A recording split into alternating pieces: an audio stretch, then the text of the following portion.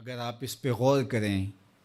تو آداب معاشرت کا خلاصہ ہے یہ حدیث۔ آقا کریم نے ارشاد فرمایا اتنی دیر تک کوئی شخص کامل مومن نہیں ہو سکتا جب تک وہ اپنے مومن بھائی کے لیے وہ پسند نہ کرے جو اپنے لیے پسند کرتا ہے۔ ایک اچھا معاشرہ تشکیل دینے کے لیے آپ کو کوئی رہنما اصول چاہیے گا تو اس سے بہتر آپ کو کوئی اصول نہیں ملے گا۔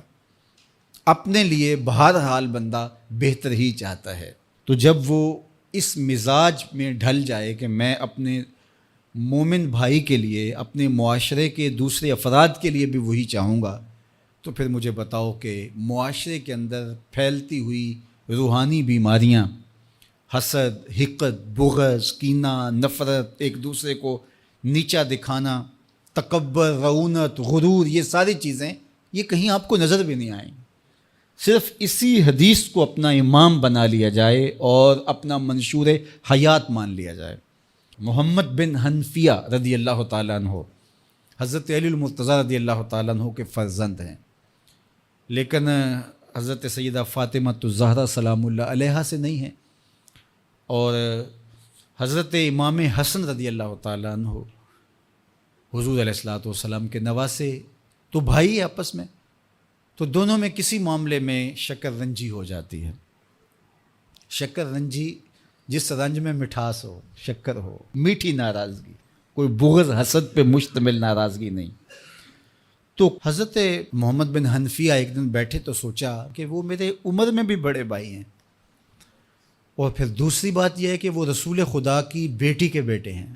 ان کا یہ اعزاز ہے، بہرحال مجھے تو یہ اعزاز نہیں ہے، پھر جوانان جنت کے سردار بھی ہیں، تو میں ان سے ناراض ہوں،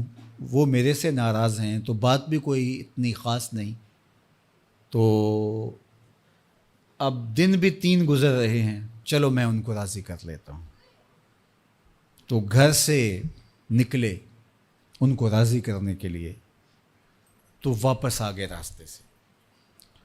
کاغذ لیا اور اس کے اوپر اپنے بھائی کے نام مکتوب لکھا کہ میں آپ کو راضی کرنے کے لیے گھر سے نکلا تھا،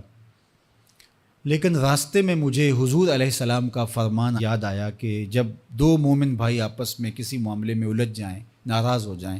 تو جو صلح میں پہل کرے گا وہ جنت میں بھی پہلے جائے گا، تو میں تو یہ گوارا نہیں کرتا کہ آپ سے پہلے جاؤں، تو میں ناراض ہوں، آپ آئیں اور مجھے منائیں۔ تو حضرت امام حسن نے خط پڑھا اور مسکرانے لگے، اور آپ تیزی کے ساتھ تشریف لائے اور اپنے بھائی کو کہا اچھا مان جاؤ پھر، تو وہ مننے کے لیے تو پہلے ہی تیار تھے نا۔ تو جب آپ اپنے مومن بھائی کے لیے وہ پسند کریں گے جو اپنے لیے پسند کرتے ہیں، تو پھر زندگی گزارنے کا مزہ آنے لگے گا۔ نفس روکتا ہے یہ چیز میرے پاس ہے اس کے پاس نہ ہو، یہ اعزاز میرے پاس ہے اس کے پاس نہ ہو، اور اس کی ایک اپنی لذت ہے اور وہ مادی لذت ہے، اور ایک ہے باطن کی، روح کی لذت۔ تو روح کی لذت نفس کی لذت سے کہیں زیادہ اور کہیں دیر پا اور کہیں مختلف ہے۔ اس لیے جب آپ قربانی دیتے ہیں، ایثار کرتے ہیں یا کسی کو ترجیح دیتے ہیں، تو اس کی جو روحانی لذت ہے، آپ کو بھوک لگی ہوئی ہے، تو آپ کو ایک روٹی مل گئی ہے، تو آپ کو ایک ایسا شخص نظر آیا جو آپ سے بھی زیادہ بھوکا ہے، اور آپ کسی نمائش کے لیے نہیں، محض اللہ کے رضا کے لیے اس کو روٹی دے کر کے دیکھیں، خود بھوک کاٹ کے دیکھیں، وہ مرغن کھانوں میں سرور نہیں آئے گا جو اس بھوک میں لطف آپ کو آئے گا۔ تو حضور علیہ السلام کا یہ فرمان اپنے عمل کا حصہ بنا لیں،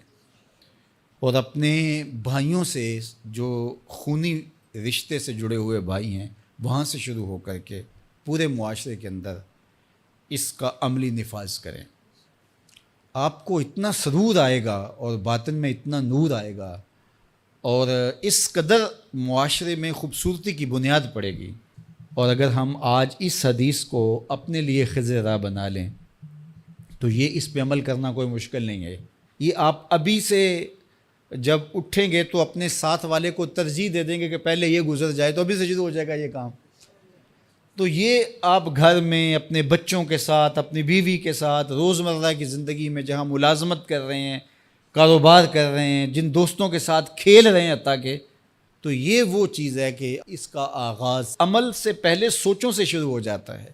کہ آپ کسی کے لیے اچھا سوچنا شروع کرتے ہیں. جو اپنے لیے سوچتے ہیں وہ اپنے بھائی کے لیے بھی سوچیں. ہمارے بزرگ فرمایا کرتے تھے کہ کسی کے ساتھ دوستی کا ایک حق یہ بھی ہے